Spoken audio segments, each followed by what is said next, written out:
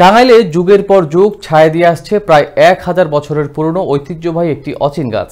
টাঙ্গাইলের ঘাটাইলের আমুয়াবাইদ গ্রামের এই গাছটি ঘিরে রয়েছে নানা রহস্য। গাছটি দেখে মনে হতে পারে অলৌকিকভাবে বড় বড় শাখা প্রশাখা মেলে দিয়ে বসে আছে। এ নিয়ে রহস্যের জাল যেন ক্রমশই বাড়ছে জনমনে। টাঙ্গাইল থেকে আবু মোহাম্মদ শোয়েবের পাঠানো তথ্য ও ভিডিওচিত্রে বিস্তারিত জানাচ্ছেন জয়নাল আবেদিন।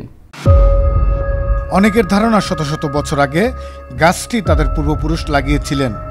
আবার পৌরাণিক কাহিনী থেকে জানা যায় কোনো এক অজানা সাধক বহুদূর থেকে গাছের বীজ এনে এখানে রোপণ করেছিলেন।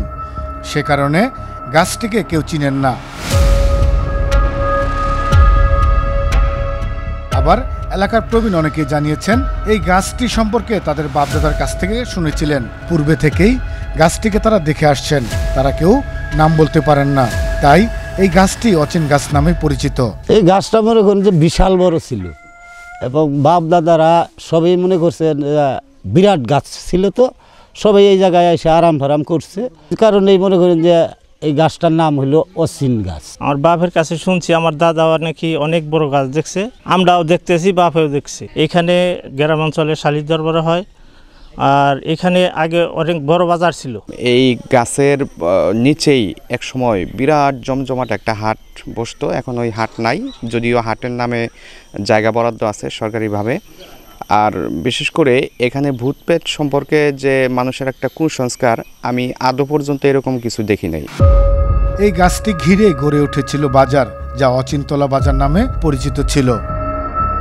ঐতিহ্যবাহী এই গাছটি নিয়ে সরকারি সহযোগিতা কামনা করছেন এলাকাবাসী।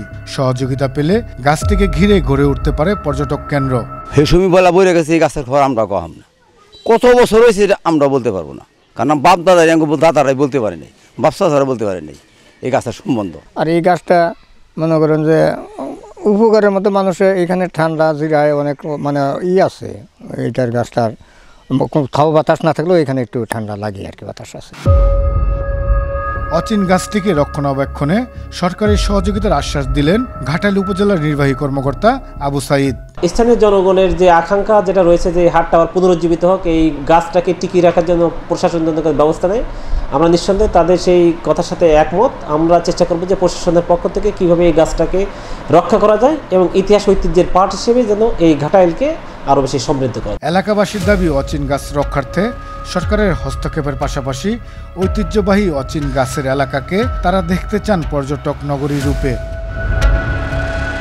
জয়নাল আবেদিন, আনন্দ টিভি, ন্যাশনাল ডেস্ক।